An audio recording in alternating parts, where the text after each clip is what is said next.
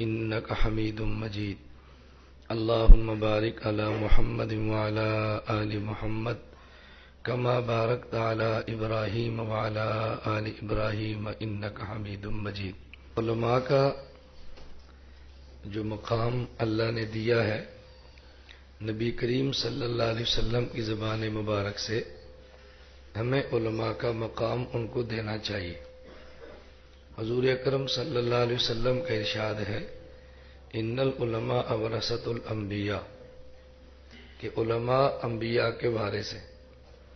تو بڑے آدمی کا وارث وہ چھوٹا ہو تب بھی بڑا ہوتا ہے. میرے لفظوں پہ بہت آپ توجہ فرمایا کریں.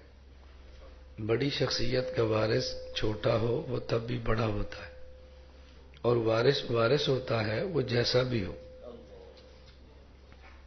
اگر باپ پہلوان ہو اور بیٹا اس کا پاؤں سے معذور ہو تو یہ کہہ کر بیٹے کو رد نہیں کرتے کہ باپ پہلوان تھا اور بیٹا لنگڑا ہے، لہذا اس بیٹے کی بجائے پہلوان بیٹے کو پہلوان کا وارث بناؤ. ایسا نہیں ہو سکتا. وہ بے شک لنگڑا ہے لیکن اپنے باپ کی جائیداد کا وارث وہی ہوگا.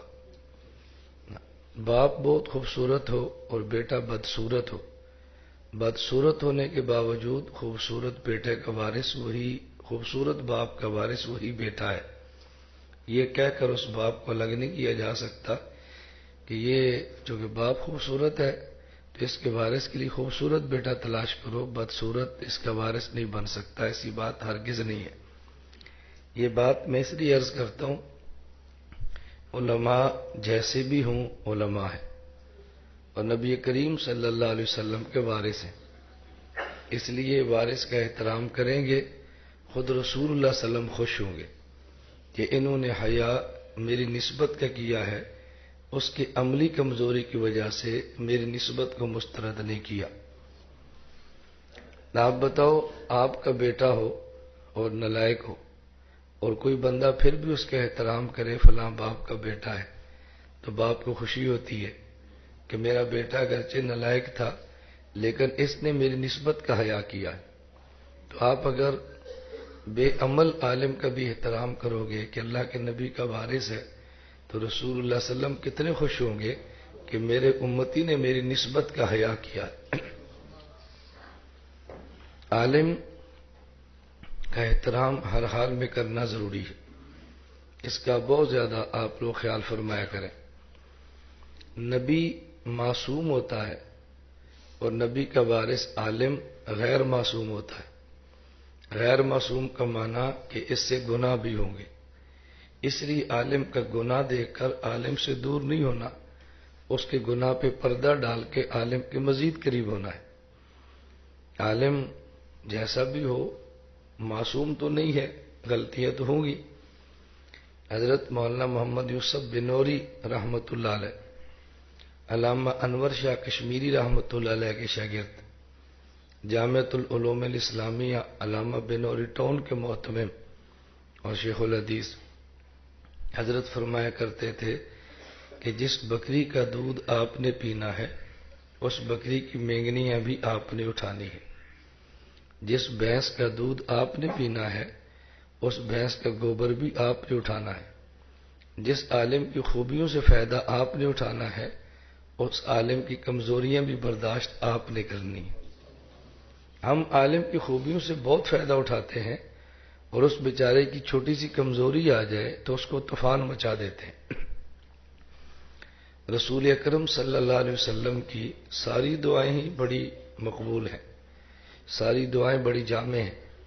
ایک دعا نبی پاک صلی اللہ علیہ وسلم کی ذہن نشین فرمائے. حضور اکرم صلی اللہ علیہ وسلم نے فرمایا اللہم انی اعوذ بک من خلیل ماکر اذا رأى حسنة دفنها وَإِذَا رَأَى سَيِّئَةً أَذَاعَهَا. اے اللہ مجھے ایسے مکار دوست سے محفوظ رکھ، جب وہ نیکی دیکھے تو دفن کر دے اور جب برائی دیکھے تو چھاپ دے. ایسے دوستوں سے میری پناہ دے، میری پناہ اللہ بچا مجھے ایسے دوستوں سے. آج ایسے دوست بہت ہیں، نیکی دیکھیں تو دفن کر دیکھتے ہیں اور برائی دیکھیں تو پوری دنیا کو بتاتے ہیں. دوستی کا تقاضا یہ ہے کہ نیکی دیکھیں تو پھلا دیں اور برائی دیکھیں تو دفنا دیں. آپ ایسے دوست بنو، نیکیاں پھلاؤ اور برائیوں کو دفن کرو. تو علماء کا احترام بہت زیادہ کیا کریں. اس لیے میں گزارش کرتا ہوں کہ علماء تشریف لائیں تو وہ اپنی جگہ پر بیٹھے، اپنے مقام پر بیٹھے اور یہی رہا کریں. مجمع میں کوئی عالم ہو تو آپ خود اس کو آگے بھجوا دیا کرو، اس کا خیال رکھنا بہت ضروری ہے. ہمارا ہر ماہ کی جو پہلی جمعرات ماہانہ خانقاہ اجتماع ہوتا ہے، اس میں آمد کا مقصد معلومات نہیں، اس میں آنے کا مقصد معمولات ہیں. خانقاہ اجتماع میں آنے کا مقصد معلومات نہیں، خانقاہ میں آنے کا مقصد معمولات ہے.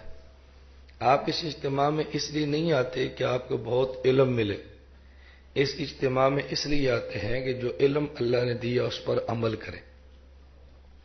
پھر آپ کے ذہن میں بات آئے گی کہ اگر علم پر عمل کرنا ہے تو اس کے لیے یہاں آنے کی ضرورت کیا ہے؟ کیا علم پر عمل ہم گھر بیٹھے نہیں کر سکتے؟ یہ بات توجہ سے آپ سمجھنا. اس کا جواب قرآن کریم کی آیت سے لیں اور اس کا جواب حدیث مبارک سے لیں. قرآن کریم میں ہے، اللہ رب العزت نے فرمایا یا ایھا الذین آمنو، اے لوگو جو ایمان لا چکے ہو، اتقوا اللہ، تقوی اختیار کرو. تقوی اختیار کرنے کا معنی علم پہ عمل کرو، گناہوں سے بچو اور نیک اعمال کرو. اللہ یہ گناہوں سے بچے اور نیک عمل کریں، یہ کیسے ہوگا؟ فرمایا کونوا مع الصادقین. اس کا طریقہ یہ ہے کہ نیک لوگوں کے ساتھ رہو، ان کی صحبت کی وجہ سے تم متقی بن جاؤ گے، ان کی صحبت کی وجہ سے علم پہ عمل کرو گے، ان کی مجلس کی برکت سے تمہارے اندر جذبہ پیدا ہوگا اور عمل کی اللہ تمہیں توفیق عطا فرما دے گا. حدیث پاک میں ہے، رسول اکرم صلی اللہ علیہ وسلم نے اللہ تعالیٰ سے دعا مانگی اور اپنی امت کو سکھائی ہے، اللہم انی اسألک حبک وحب من یحبک وحب عمل یقربنی الی حبک. عجیب دعا ہے. اے اللہ، میں آپ سے آپ کی محبت مانگتا ہوں اور آپ سے ان کی محبت مانگتا ہوں جو آپ سے محبت کرتے ہیں. اور اے اللہ میں آپ سے یہ بڑے عجیب الفاظ ہیں. اے اللہ میں آپ سے آپ کی محبت مانگتا ہوں، ان کی محبت جو آپ سے محبت کرتے ہیں، اور اے اللہ وہ آپ سے عمل مانگتا ہوں جو آپ کی محبت کے قریب کر دے. اب اصل جو چیز مانگی ہے وہ کون سی ہے؟ اے اللہ میں آپ سے آپ کی محبت مانگتا ہوں. یہ آپ کی محبت کیسے ملے گی؟ ان عملوں سے جو آپ کی محبت کے قریب کرتے ہیں. تو مقصود اللہ کی محبت ہے، اور اللہ کی محبت کس سے ملتی ہے؟ نیک عمل سے ملتی ہے. تو یہ درمیان میں اللہ کے نبی نے یہ کیوں فرمایا کہ یا اللہ میں اولیاء کی محبت بھی مانگتا ہوں؟ ہمارے شیخ حضرت حکیم اختر صاحب رحمۃ اللہ علیہ فرمایا کرتے تھے، اصل چیز اللہ کی محبت ہے، وہ ملتی نیک اعمال سے ہے، اور درمیان میں اللہ کے مقربین، اللہ کے محبوبین، اللہ کے محبین اور اولیاء کی محبت کا سوال اس لیے کیا، یہ بات توجہ سے سمجھنا، اس لیے مقصود اللہ کی محبت ہے، وہ نیک عمل سے ملتی ہے، اور نیک عمل اولیاء کی صحبت سے ملتا ہے. نیک عمل اولیاء کی صحبت سے ملتا ہے. تو خانقاہ میں آنے کا مقصد معلومات نہیں، خانقاہ میں آنے کا مقصد معمولات ہے. ہمارے حضرت فرمایا کرتے تھے، میں کئی بار آپ کی خدمت میں عرض کرتا ہوں کہ بحمد اللہ تعالی ایک دنیا کا بہت بڑا حصہ ہے جو ہمیں سنتا ہے، اور میں ان سب سے کہتا ہوں کہ میں مسلک اہل سنت والجماعت کا محقق نہیں ہوں، مسلک اہل سنت والجماعت کا ناقل اور شارح ہوں. اپنی تحقیقات پیش نہیں کرتے، اکابر کی تحقیقات کو نقل کرتے ہیں. حضرت فرمایا کرتے تھے کہ جب کسی آدمی کو چاہیے کہ سردی میں مجھے گرمی محسوس ہو، جسم کو سردی لگ رہی ہے اور آپ چاہتے ہیں کہ سردی ختم ہو، جسم میں گرمی محسوس ہو، تو اس کا طریقہ یہ ہے کہ جو ہیٹر جل رہا ہے اپنے جسم کو ہیٹر کے قریب کر دو، آپ کے جسم کو گرمی محسوس ہونا شروع ہو جائے گی۔ اگر آپ چاہتے ہیں کہ آپ کے جسم کو گرمی میں ٹھنڈک چاہیے تو اپنے بدن کو اے سی کے قریب کر دو، تمہارے بدن کو ٹھنڈک ملنی شروع ہو جائے گی۔ اگر تم چاہتے ہو اپنے دل میں اللہ کی محبت تو اپنے دل کو کسی اہل دل کے دل سے قریب کر دو، اس کے دل کی محبت تمہارے دل میں منتقل ہوگی، اور جو اللہ کی محبت اس کے دل میں مچلتی ہے اس محبت سے تمہارا دل بھی مچلنا شروع کر دے گا۔ تو خانقاہ میں اس لیے آتے ہیں، اور یہ بات بندے کو تب سمجھ آتی ہے کہ جب آدمی کو اپنے شیخ سے عقیدت ہو۔ اگر اپنے شیخ سے عقیدت نہ ہو تو یہ بات سمجھ نہیں آتی۔ میں آپ کی خدمت میں عرض کرتا ہوں، اپنے شیخ کے پاس جاؤ اور خانقاہ میں جا کے گپے لگانا، لمبی لمبی ٹیلی فون پہ باتیں کرنا، لغویات میں وقت کو ضائع کرنا، یہ تو بڑی دور کی بات ہے۔ ہمارے حضرت حکیم صاحب رحمۃ اللہ علیہ فرمایا کرتے تھے کہ جب اپنے شیخ کی خانقاہ میں جاؤ تو شیخ کے پاس خانقاہ میں جا کے ذکر بھی کم کرو، شیخ کی صحبت میں رہنے کی کوشش کرو۔ تمہیں دور رہ کے ہر چیز مل جائے گی لیکن تمہیں شیخ کی صحبت نہیں ملے گی۔ آپ حضرات عمرے پر جاتے ہیں، جو گئے ہیں اللہ ان کا عمرہ قبول فرمائے، اور جو نہیں گئے اللہ ان کو اپنے کرم سے لے جائے۔ مدینہ منورہ اور مکہ مکرمہ جو لوگ یہاں سے جاتے ہیں وہ وہاں جا کر بھی ایک چیز کو تلاش کرتے ہیں، فلاں بندہ عمرہ سے آیا ہے اس کو ملنے، فلاں حج پر آیا ہے اس کو ملے، فلاں بندے کی دعوت کریں، فلاں سے دعوت کھائیں۔ آپ کو اندازہ ہوگا جب آپ جائیں گے یہ تماشا کیسے ہوتا ہے۔ میں وہاں پہ جاتا ہوں تو مجھے بس اوقات ساتھی پاکستان کے کسی بزرگ یا عالم کا نام لے کر فرماتے ہیں آپ کے علم میں ہے کہ فلاں بزرگ یہاں پہ تشریف لائے ہیں؟ میں نے کہا جی میرے علم میں، تو چلیں ان کو ملنے کے لیے؟ میں کہتا ہوں نہیں۔ مجھے کہتے ہیں کیوں؟ میں نے کہا بزرگ پاکستان سے آئے ہیں، پاکستان میں مل جائیں گے، مدینہ پاکستان میں نہیں ہے، روضہ پاکستان میں نہیں ہے، کعبہ پاکستان میں نہیں ہے، ہمیں یہاں آنے کے بعد جی بھر کر خانہ کعبہ دیکھنے دو اور جی بھر کے رسول اللہ صلی اللہ علیہ وسلم کا روضہ دیکھنے دو۔ میں نے اپنے موبائل پہ بھی، میں بہت پریشان تھا کہ بھئی اچھی سی کوئی تصویر ملے جو اس کو لگائے، ساتھی لگاتے دل مطمئن نہیں ہوتا تھا۔ ابھی ہمارے ایک ساتھی نے مجھ پر بہت احسان کیا تو انہوں نے دونوں میرے موبائلوں پہ روزے کی تصویریں لگا دی۔ اب مزہ آتا ہے، سچی بات ہے، میں دل کا مزہ آپ کو بتا نہیں سکتا۔ جو ہی فون کھولنے کے لیے موبائل دیکھتے ہیں تو سکرین پہ رسول اللہ صلی اللہ علیہ وسلم کا روزہ آ جاتا ہے، پہلے روزہ دیکھتے ہیں اس کے بعد کسی سے بات کرتے ہیں۔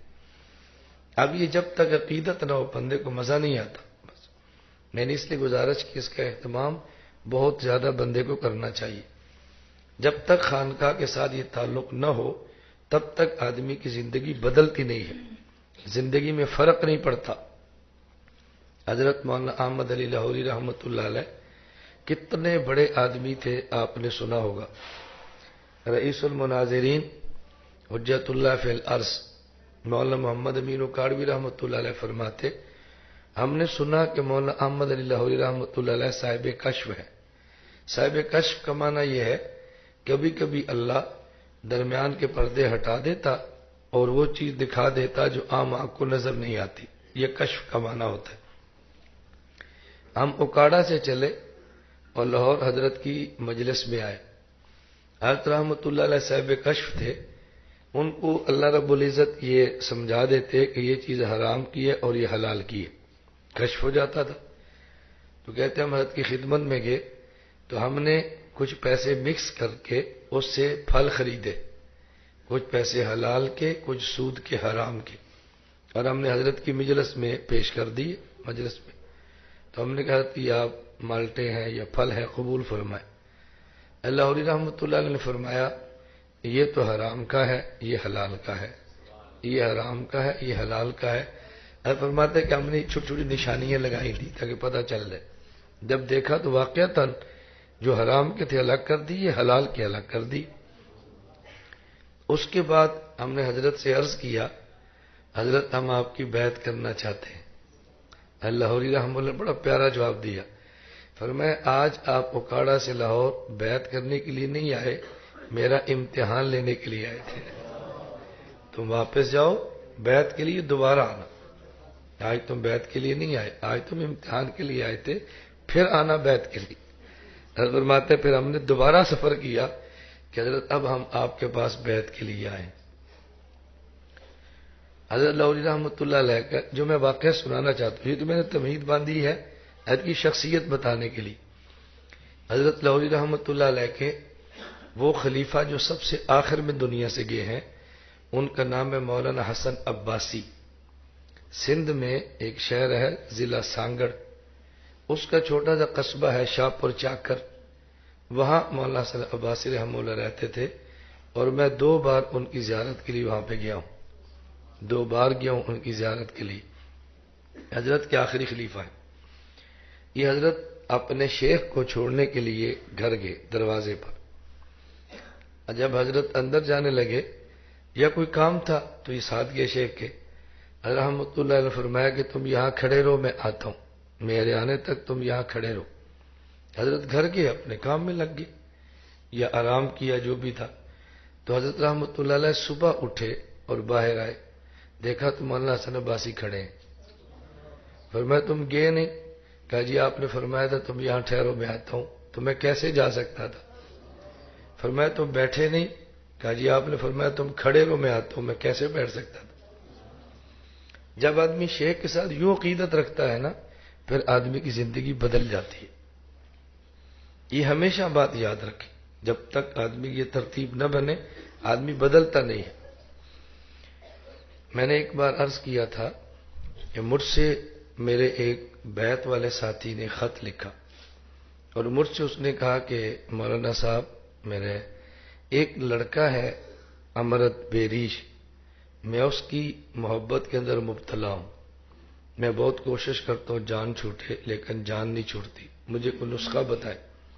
میں نے کہا کہ آپ سرگودا ہماری خانقاہ میں آ کر کچھ دن قیام کریں۔ اس نے سفر کیا، کراچی سے یہاں پہ آیا۔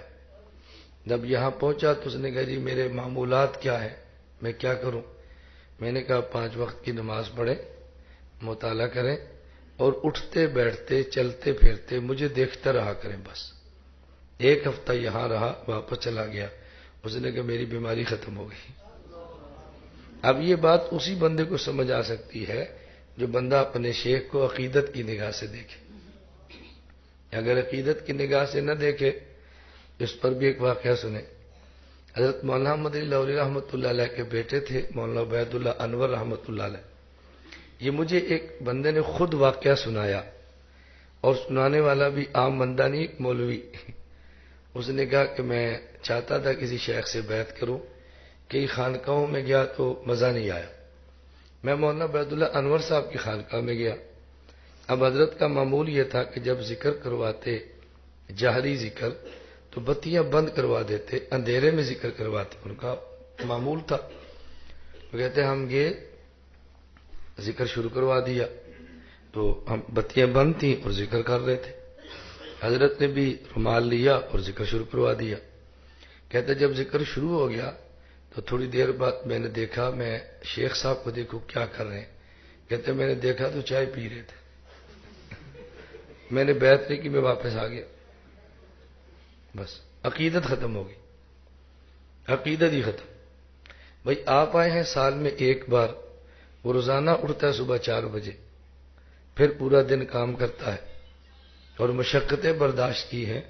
اگر اس نے کعبے کا گھونٹ بھر لیا، آپ نے اٹھ کر کھانا کھانا ہے، انہوں نے پھر اپنے مریدی سے مشغول ہونا ہے، کوئی بیماری بھی تو بندے کی ہو سکتی ہے نا، ختم ہوگی۔ حضرت سید نفیس شاہ حسینی رحمۃ اللہ علیہ، آپ نے نام سنے، ہمارے بہت بڑے بزرگ تھے مسلک دیوبند کے۔ حضرت کے یہاں لاہور خانقاہ میں مریدین آئے اور مریدین ذکر میں لگ گئے۔ سید امین گیلانی رحمۃ اللہ علیہ بہت بڑے آدمی تھے، ختم نبوت کے شاعر تھے، وہ بھی آئے۔ تو جب مریدین کو ذکر پہ لگایا تو مولانا سید امین گیلانی صاحب کو شاہ صاحب نے ذکر کروانے کی بجائے ان کے لیے چائے منگوا لی، چائے اور بسکٹ تواضع۔ عام مریدوں کو ذکر پہ لگایا اور ان کے سامنے چائے رکھ دی۔ جب مریدین فارغ ہوئے تو حضرت شاہ صاحب رحمۃ اللہ نے بڑا پیارا جملہ فرمایا۔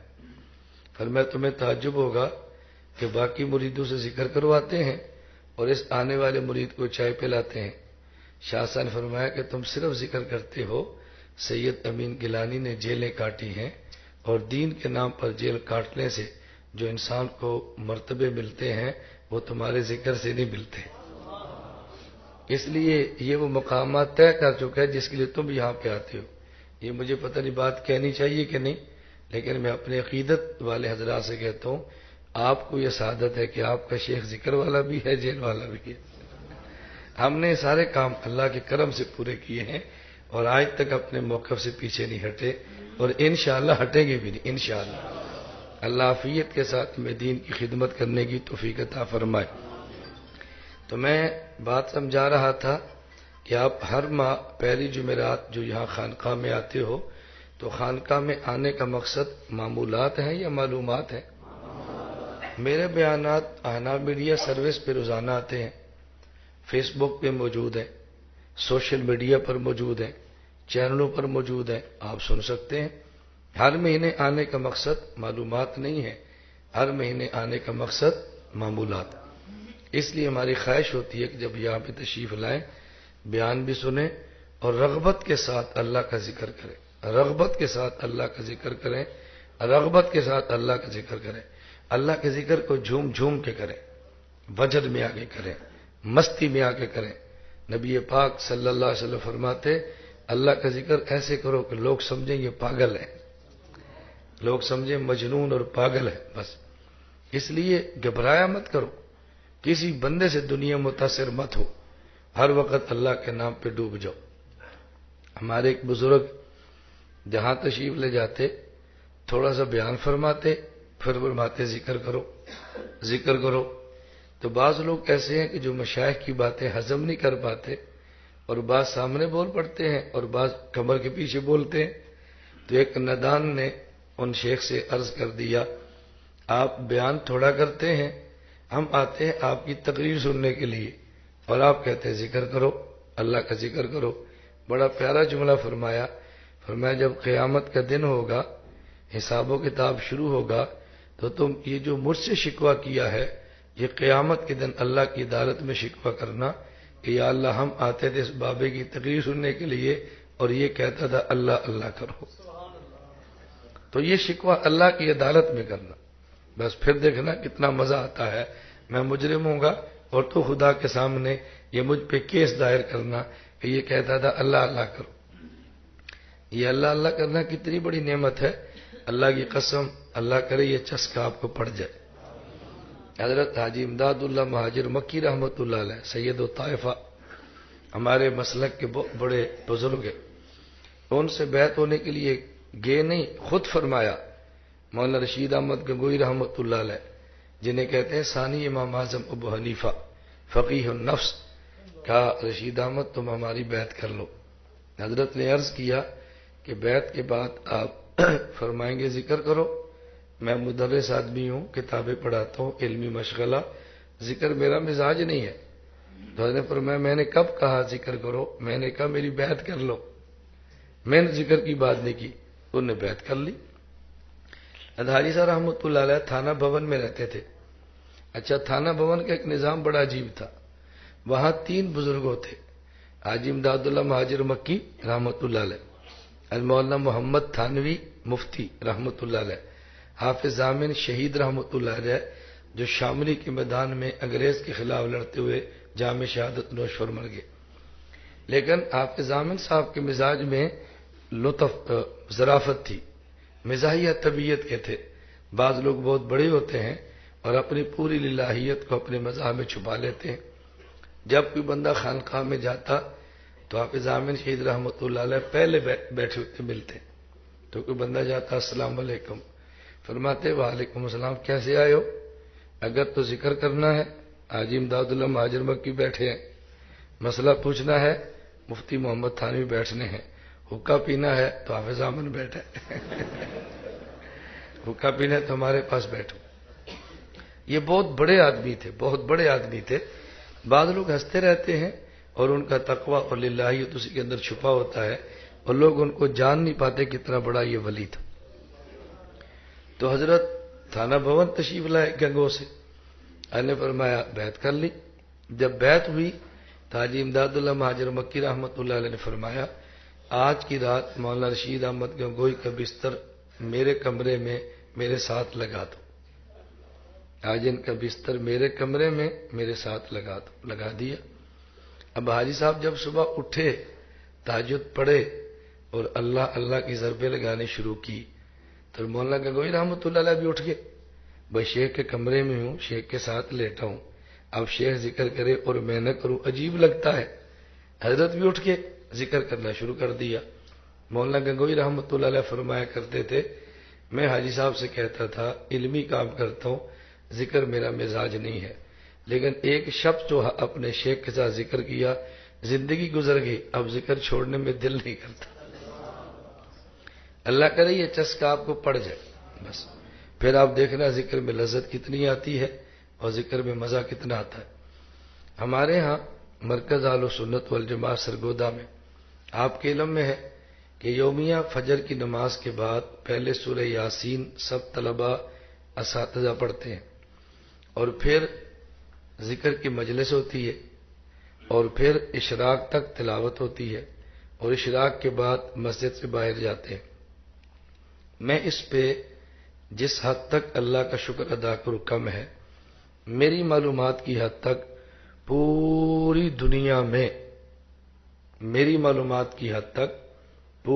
دنیا میں واحد مرکز اہل سنت والجماعت یہ ادارہ ہے جہاں فجر کے بعد سورہ یاسین پھر مجلس ذکر اور اشراق تک تلاوت طلباء اور اساتذہ سارے اکٹھے بیٹھ کے مسجد میں کرتے ہوں۔ یہ واحد ادارہ ہے میرے علم میں، پوری دنیا میں اور کوئی ادارہ نہیں۔ یہ چھوٹی سی بات نہیں ہے، میں جتنا گھوم کر دیکھوں اساتذہ اور طلباء سارے بیٹھ کے اشراق تک تلاوت کریں، یہ میرے علم میں واحد مدرسہ ہے۔ اور میں کل صبح طلباء سے کہہ رہا تھا جو طالب علم یہاں پڑھے گا اور اولا سے لے کر دورے تک 8 سال اشراق تک تلاوت اور ذکر کرتا رہا، اس کو آج سمجھ نہیں آئے گی، یہ جب 40 سال سے گزرے گا اس کو پھر سمجھ آئے گی کہ ہم نے 8 سال میں ذکر کیا، اس سے ملا کیا ہے۔ ابھی نہیں سمجھ آئے گی، اس کو سمجھ آئے گی ملا کیا ہے۔ میں خیر عرض ہی کر رہا تھا کہ خانقاہ میں معمولات کے لیے آتے ہیں، معلومات کے لیے نہیں آتے۔ یہاں جو ہم آپ کو ذکر کرواتے ہیں یہ ذکر نہیں کراتے، 2 باتیں سمجھ لیں، ایک ہوتا ہے ذکر کرنا، ایک ہوتا ہے ذکر سیکھنا۔ یہاں ذکر نہیں کراتے، سکھاتے ہیں اور ترغیب دیتے ہیں، بھئی آپ ذکر کرنے کی عادت ڈالو اور یومیہ تھوڑا تھوڑا تھوڑا ذکر کرو یومیہ۔ اس کا فائدہ کیا ہے مجھے آپ بتاؤ؟ اگر کوئی آدمی کھانا کھانا چھوڑ دے تو کتنے دن زندہ رہ سکتا ہے؟ 8 دن، 10 دن، 20 دن، 40 دن، کتنے دن زندہ رہے؟ آخر مر جائے گا۔ اور یہ جو آدمی کے جسم میں طاقت اور قوت ہے، مجھے آپ ایمان سے بتانا آپ کے جسم میں طاقت اور قوت ہے، یہ 1 دن کی 40 روٹیاں کھانے سے ہے یا بچپن سے لے کر ابھی تک کے روزانہ کھانے سے؟ روزانہ کھانے سے جسم بڑھ رہا ہے، طاقت آ رہی ہے۔ اس کا مطلب یہ ہے روحانی اگر آپ طاقت چاہتے ہیں تو مہینے میں 1 مرتبہ ذکر کرنا کافی نہیں ہے، روزانہ تھوڑا تھوڑا ذکر کرتے رہیں، آپ کو اندازہ ہوگا کہ آپ کی روحانیت کی پرواز کتنی بلند ہو گئی۔ روزانہ ذکر کی عادت ڈالیں، اللہ ہم سب کو یہ بات سمجھنے کی توفیق عطا فرمائے۔ میں نے روزانہ کی بات کیوں کی ہے، ہر روز ذکر کی بات کیوں کی ہے؟ اکثر ہمارے ساتھی جو بیعت کرنے والے ہیں وہ خط لکھتے ہیں تو بار بار یہ بات کہتے ہیں ذکر کی پابندی نہیں ہوتی، کبھی 2 تسبیح ہوتی ہیں، کبھی 1 ہوتی ہے، کبھی میں ذکر چھوڑ دیتا ہوں، دعا فرمائے۔ میں نے کہا صرف دعا سے نہیں ہوگا، یہ ہمت کے ساتھ ہوگا، ہمت کے ساتھ۔ آپ فیصلہ کرو، ہم انشاءاللہ یومیہ ذکر کی پابندی کریں گے انشاءاللہ، اور ہم ذکر کو معمول بنائیں گے اور مرتے دم تک ذکر چھوڑنے کا نام نہیں لیں گے انشاءاللہ العزیز۔ یہ مسلسل کتنا ضروری ہے، قرآن کریم کی میں نے آیت پڑھی بات سمجھانے کے لیے، अला बिज़िक्रिल्लाहि तत्मइन्नुल क़ुलूब, ये बात समझना। अला बिज़िक्रिल्लाहि तत्मइन्नुल क़ुलूब, यहाँ जो बा है, तवज्जो रखना, यहाँ जो बा है अला बिज़िक्रिल्लाह, ये बा बमाना फी है, बा बमाना फी है। अल्लामा अलूसी फरमाते हैं बा बमाना फी है। अला बिज़िक्रिल्लाह तत्मइन्नुल क़ुलूब, इसका माना है अला फी ज़िक्रिल्लाह तत्मइन्नुल क़ुलूब कमा अन्न समकता तत्मइन्नु फिल मा ला बिल मा। अजीब बात फरमाई, कमा अन्न समकता तत्मइन्नु फिल मा ला बिल मा। फरमाते जिस तरह मछली पानी में रहे तो सुकून पाती है, पानी पर रहे तो सुकून नहीं मिलता। जिक्र में दिल रहे तो जिक्र में इत्मीनान आता है, जिक्र के साथ दिल रहे इत्मीनान नहीं आता। साथ का माना कभी कर लिया, कभी छोड़ दिया, कभी दिल में चैन मिला, कभी बेचैनी मिली, और मुसलसल जिक्र करेंगे तो हमेशा दिल चैन पाएगा इंशाअल्लाह, हमेशा दिल को चैन मिलेगा। तो दुआ फरमाएं अल्लाह ताला हमारे क़ुलूब को अपने जिक्र मुबारक की लज्जत से आशना फरमा दे, अल्लाह अपने जिक्र की हलावत अता फरमाए, अल्लाह ताला जिक्र की मिठास अता फरमाए। अल्लाह मुझे भी दे, अल्लाह आपको भी दे, अल्लाह आपकी बरकत से हम सबको अता फरमा दे। तो अब भी इसका एहतमाम करें। आपको पता है कि हमारी आदत है, अगर कोई मेहमान हो या कोई बाहर के साथी बुजुर्ग हो, उनका बयान लंबा हो, मैं अपना बयान मुख्तसर कर लेता हूँ ताकि वक्त की पाबंदी करें। बस ये हमारी तरतीब है, वक्त की पूरी पाबंदी करते हैं। तो जिस तरह आम दिनों में हमारा इज्तिमा खत्म होता है, उसी तरतीब पर आज भी होगा, इसलिए मैंने अपना बयान कम कर लिया है। अल्लाह हम सबको बात समझने की तौफीक अता फरमाए। पहले दुरूशी पढ़ें और उसके बाद फिर आप जिक्र फरमाएं। मैंने आपकी खिदमत में अर्ज किया है, फिर समझ लो कि सिलसिला चिश्तिया में हमारे यहाँ 12 तस्बीहात है, हमारे यहाँ 12 तस्बीहात है। 2 तस्बीह ला इलाहा इल्लल्लाह, 4 तस्बीह इल्लल्लाह और 6 तस्बीह अल्लाह। कितनी हो गई? 12। आप कोशिश किया करें ये 12 तस्बीहात पढ़ा करें। 2 ला इलाहा इल्लल्लाह, 4 इल्लल्लाह और 6 अल्लाह अल्लाह। जो ये 12 नहीं पढ़ सकते, हम उन्हें ये बात कहते हैं कि आप इसका एहतमाम करें कि रोजाना 1 तस्बीह ला इलाहा इल्लल्लाह की और 1 तस्बीह अस्तगफिरुल्लाह की और 1 तस्बीह दुरूद पाक सल्लल्लाहु अलैहि वसल्लम की। सुबह सूरह यासीन पढ़ लें, सोते वक्त सूरह मुल्क पढ़ लें और जुम्मे के दिन सूरह काफ पढ़ लें। सुबह सूरह यासीन पढ़ेंगे, इसकी बरकत से दिन के काम आसान हो जाएंगे। रात को सूरह मुल्क पढ़ेंगे, इसकी बरकत से कब्र के अजाब से बच जाएंगे। आज जुम्मे को सूरह काफ पढ़ेंगे, इसकी बरकत से फितरों से बच जाएंगे। और जुम्मे के दिन असर की नमाज के बाद 80 मरतबा वसल्लल्लाहु अल्लाहुम्मा सल्ली अला मुहम्मदिन नबील उम्मी व अला आलिहि वसल्लम तस्लीमा पढ़ेंगे। 80 साल के गुनाह माफ, 80 साल की मजीद नेकियां मिल जाएंगी, अल्लाह दर्जात बुलंद फरमा देगा। अल्लाह करीम है और करीम होता है जो थोड़े अमल पे ज्यादा अजर अता फरमाए। अल्लाह हम सबको बात समझने की तौफीक अता फरमाए। दुरूद पाक पढ़ लें और ला इलाहा इल्लल्लाह की तस्बीह में इस बात का ख्याल रखें, जब ला इलाह कहते हैं तो ये तसव्वुर करें अपने दिल से अल्लाह के गैर को निकालता हूं, और जब इल्लल्लाह कहते हैं तो ये तसव्वुर करें कि अपने दिल के में अल्लाह की मोहब्बत को लाता हूं। हर 15 मरतबा 20 मरतबा के बाद एक बार पढ़ लें मुहम्मदुर रसूलुल्लाह सल्लल्लाहु ताला अलैहि व अला आलिहि व अस्हाबिहि व बारका वसल्लम, और फिर 1 तस्बीह इल्लल्लाह इल्लल्लाह, हल्की ज़रब मारा करे, हल्की ज्यादा नहीं, और फिर 1 तस्बीह अल्लाह। 1 मरतबा जल्ला जलालहू कहना चाहिए।